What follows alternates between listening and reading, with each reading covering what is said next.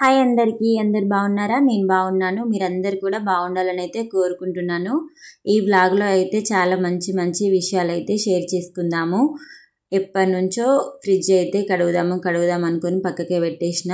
Fridge ఎలా clean చేసుకోవాలి, బీరువా ఎట్లా క్లీన్ చేసుకున్నా, అసలు పనులు ఒకటెనక ఒకటి ఎట్లా ప్లాన్ చేసుకున్నా అనేది అయితే ఈ వీడియోలో చెప్తాను. అంతేకాకుండా ఇంకా కొన్ని చిన్న చిన్న టిప్స్ కూడా చెప్తాను. వీడియో అయితే ఇంట్రెస్టింగ్గా ఉంటుంది. ఎక్కువ లెంత్ కూడా లేదు.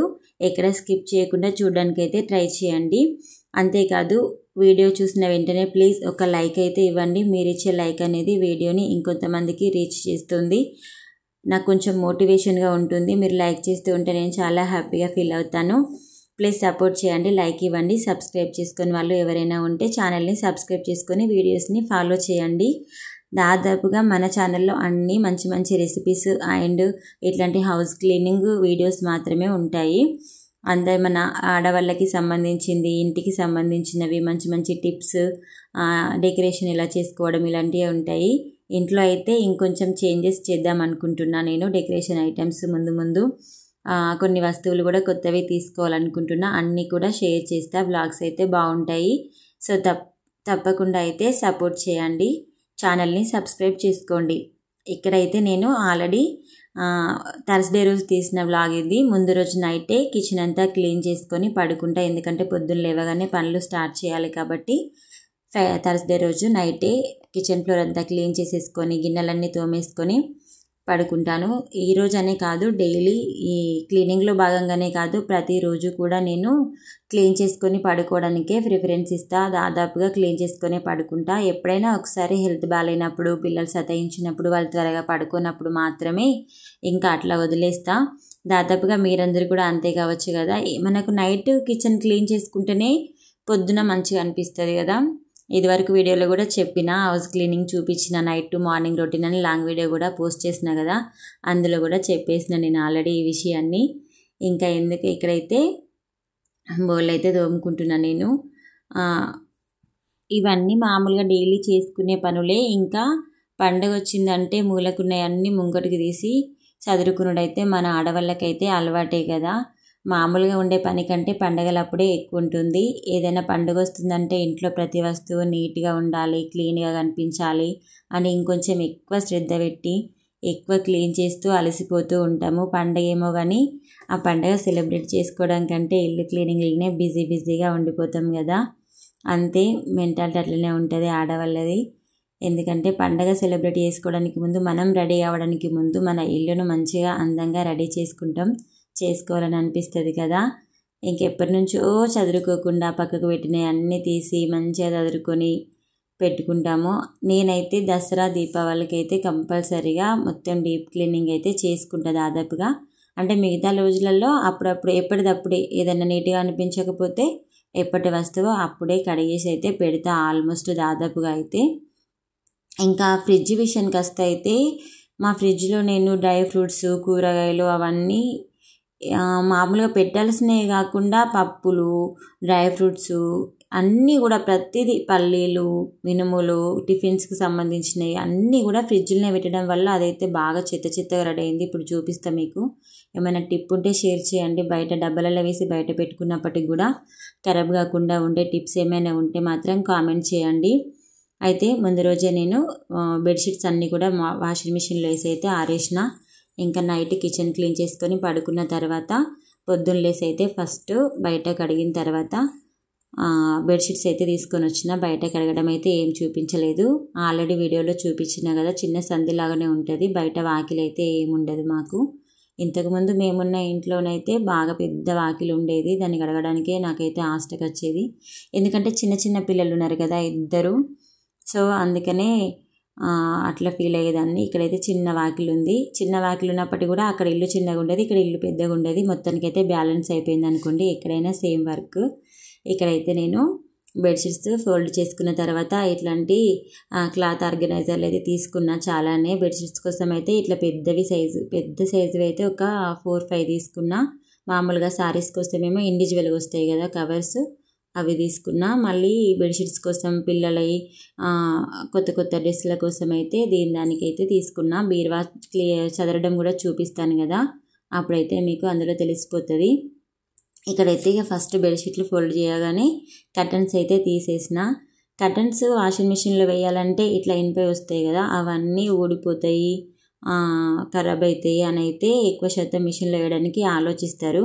అయితే అవన్నీ కూడా ఇట్లా దగ్గరికి అనేసి ఒక తాడు దాని లోపల నుంచి తీసి కట్టి వేస్తేనైతే అసలు ఏం డ్యామేజ్ కాకుండా మంచిగా వస్తుంది. కర్టన్స్ కూడా క్లీన్ అయిపోతాయి. ఎంతమందికి ఈ టిప్ తెలుసో కామెంట్ చేయండి. నేనైతే ఇట్లనే వేస్తా, ఇంతవరకు అయితే డ్యామేజే కాలేదు, అవి మంచిగా ఉన్నాయి, ఒక్కటి కూడా ఊడిపోలేవు. ఈ టిప్ అయితే బాగా పనిచేస్తుంది. ఒకవేళ మీకు యూస్ఫుల్ అనిపిస్తే ట్రై చేయండి. ఇంకా మిషన్లో అయితే కర్టన్స్ వేసేసి వెంటనే వెళ్ళి ఫస్ట్ అయితే ఫ్రిడ్జ్లో నుంచి అయితే అన్నీ బయట పెట్టి దాన్ని క్లీన్ చేద్దాం అనుకుంటున్నా. ఇంకా పిల్లలైతే స్కూల్కి వెళ్ళిపోయారు, వాళ్ళకి లంచ్ బాక్స్ టైం అయ్యే వరకు అయితే నేను ఈ పని కంప్లీట్ చేయాలి. అందుకనే ఫాస్ట్గానైతే ఫస్ట్ ఫ్రిడ్జ్ అయితే క్లీన్ చేద్దాం అనుకున్నా. చూసారు కదా ఎన్ని పెట్టినో, మొత్తం చెత్త కుండిలాగా. పిండి అయినా, సేమియా అయినా, డ్రై ఫ్రూట్స్ అయినా, బెల్లం అయినా, ఏదైనా నేనైతే ఫ్రిడ్జ్లోనే పెడతా ఎక్కువ శాతం. బయట పెట్టుకుంటే అసలు నాకైతే వెంటనే పురుగు వస్తుంది. 1 వీక్ వరకు బగారాకు వేయడము, ఇంకా కొన్ని టిప్స్ ట్రై చేసినా కానీ నాకైతే వర్క్ అవ్వలేదని అనిపించింది. అవన్నీ వేసినప్పటికి కూడా పురుగు వచ్చేసింది. ఒక 1 వీక్ 10 డేస్ తర్వాత ఓపెన్ చేస్తే నేనేమో వెంటనే యూజ్ చేయను, ఏదైనా కొంచెం ఎక్కువ తెచ్చుకుంటా కాబట్టి అవైతే కొన్ని రోజులు అట్లనే ఉంటాయి. బయట పెడితే కంపల్సరీగా పురుగు వచ్చినట్లయితే అనిపించింది నాకు. అందుకని అన్ని ఫ్రిడ్జ్లో పెట్టడం అవుతుంది.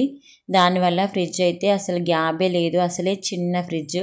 ఇంకా దాంట్లో అన్నీ పెట్టేసరికి అయితే కొంచెం కూడా గ్యాప్ లేదు. చూడండి, ఇక్కడ కర్టన్స్ ఇస్తుంటే దెబ్బ తాకింది నాకు. చూడడానికి చిన్నగా కనిపిస్తుంది కానీ విపరీతమైన నొప్పి ఉన్నది. ఈ వాయిస్ ఓవర్ ఇచ్చేటప్పటికైతే అసలు చేతుని ఇట్లా బొటవనే వేలిని ఇట్లా అనరాలేదన్నమాట. ఇంకా అంతే, మన ఆడవాళ్ళం ఒక్కసారి క్లీనింగ్ చేయము, రేపని పోస్ట్ పోన్ చేస్తాం. ఒక్కసారి క్లీనింగ్లోకి దిగినామంటే ఇంకా దెబ్బేదాకానే అది ఏమన్నా కానీ మనమైతే కంటిన్యూ చేస్తాం కదా. ఇంకా నేను కూడా అంతే, ఆ దెబ్బ గురించి అస్సలు పట్టించుకోకుండా ఫ్రిడ్జ్ అయితే క్లీన్ చేసేసిన.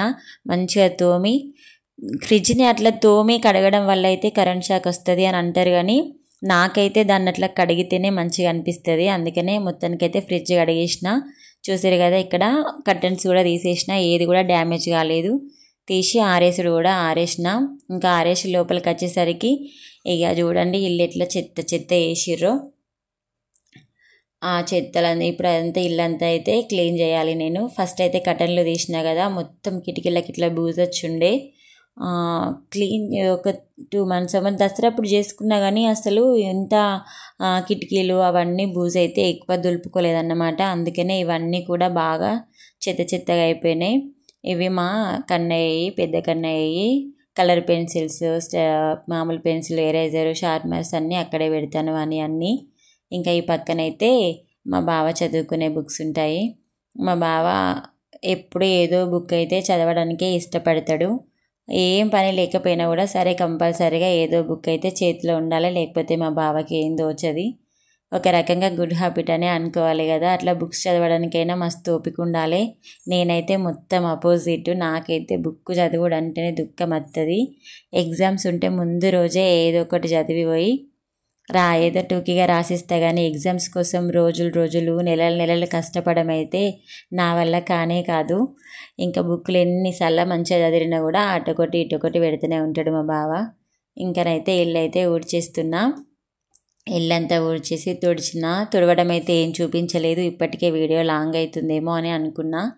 ఇంకా ఊడ్చిన తర్వాతనైతే నీట్గా తుడుచుకున్నా. నేనైతే ఇల్లు తుడవడానికి లైజాల్ వాడతా ఎక్కువగా.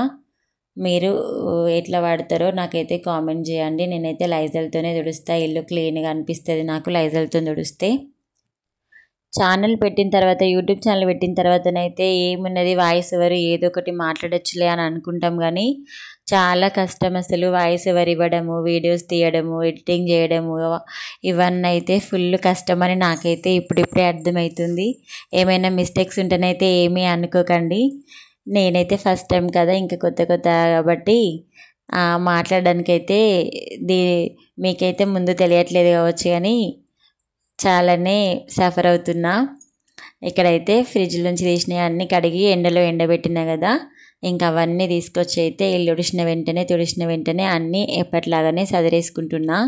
ఇంకా దాని లోపల ఎట్లా అవన్నీ నేను బయటకు తీసినవి అన్నీ మళ్ళీ ఎట్లా పెట్టాలనేదే పెద్ద సమస్యగా మారింది నాకు ఇక్కడ. ఎందుకంటే అవన్నీ బయట పెట్టలేను, లోపల పెడితే మొత్తం చెత్త చెత్తగా అవుతుంది. సరే అని ఒక 10 నిమిషాలు అయితే ఆలోచించిన, అట్లా అవన్నీ చదివేసి అయితే ఖాళీగా వదిలేసిన. తర్వాత ఇంకైతే ఒక్కొక్కటి చదవడం మొదలుపెట్టిన. తక్కువ సామాన్లు పెట్టడానికి అయితే ప్రిఫరెన్స్ ఇచ్చిన. ఫ్రిడ్జ్ కవర్ అయితే చినిగిపోయింది, కొంచెం అంతా ఉతుకుతాను, లేకపోతే కొత్తదైనా ఆర్డర్ పెడదాము, ప్రజెంట్ అయితే టవలే బెటర్ కదా అని చెప్పేసి అయితే టవల్ వేసేసిన. అవైతే ఐస్ ప్యాక్స్, అవి కూడా కంపల్సరీగా ఉండాలి. మా ఇంట్లో చిన్న పిల్లలు ఉంటారు కదా, ఎప్పుడైనా దెబ్బ తాకితే పెదవికైనా లేకపోతే ఎక్కడైనా దెబ్బ తాకి పెయిన్గా వాళ్ళు ఫీల్ అవుతుంటే ఐస్ ప్యాక్ పెడితే అయితే రిలీఫ్గా ఉంటుంది.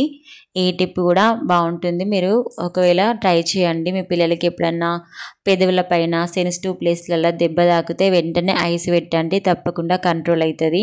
ఇంకా కాళ్ళు లాగుతున్నాయి అని ఏడ్చినప్పుడు కానీ, ఏదైనా వాపుగా వచ్చినప్పుడు కానీ, ఇంజెక్షన్స్ వేసినప్పుడు కానీ నాకు బాగా యూజ్ అవుతాయి. అందుకని అవి మాత్రం ఖచ్చితంగా ఇంట్లో ఉంచుకుంటా. తర్వాత మొత్తానికైతే ఏదోలాగా బాక్సులు అయితే పెట్టేసి ఫ్రిడ్జ్ అయితే నీట్గా చదివేసుకున్నా. ఈ ఫ్యాన్ చూసిరు కదా మీరు, ఫుల్ ఉండే, అసలు దీన్ని కొన్నప్పటి నుంచి ఒక్కసారి కూడా తుడిచిందే లేదనుకుంటా నాకు తెలిసి అయితే.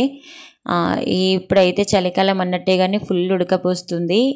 అప్పట్లో చలి పెట్టినప్పుడు, వర్షాలు పెట్టినప్పుడు అయితే నేను కూలర్ తీసి పక్కకు పెట్టేసిన తర్వాత మళ్ళీ ఫుల్ ఉడకపోయాంగానే ఈ ఫ్యాన్ వాడినాం కానీ గాలే వచ్చలేదు అసలు.